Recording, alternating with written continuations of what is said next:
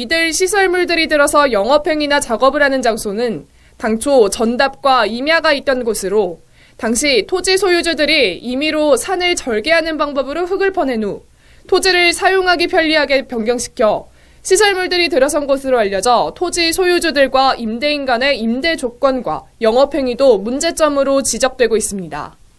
일반적으로 장소가 어디든 간에 토지를 사용하려면 관련법에 따라 산림 훼손과 형질 변경 과정을 거친 후 적절한 용도로 사용해야 하는데도 토지 소유주들은 제대로 관련법을 지키지 않은 것으로 알려졌습니다.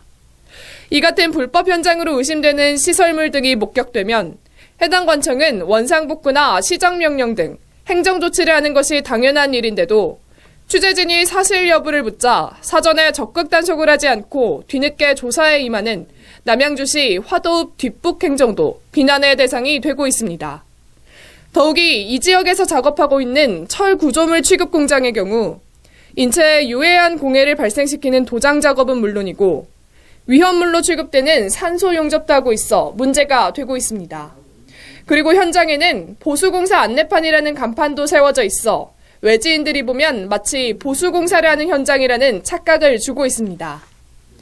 주민 이모 씨는 이 지역은 토지주나 업자들이 불법으로 토지 형질 변경을 한 후 각종 시설물을 유치해 부당한 방법으로 영리를 취하고 있는 것 같은데도 남양주시가 적극적으로 단속을 하고 있지 않다고 말한 뒤 해당 토지에 부과하는 연간 세금이 수천만 원이나 될 것으로 보여 시 측이 세수 확보 차원에서 고의로 묵인하는 것이 아니냐며 당국의 소홀한 단속에 불만을 표시했습니다.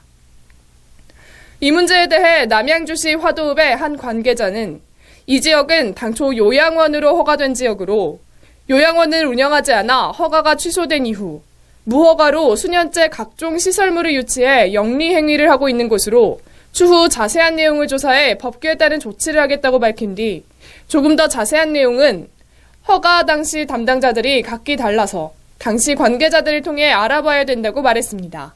이상 한국방송통신사 뉴스였습니다.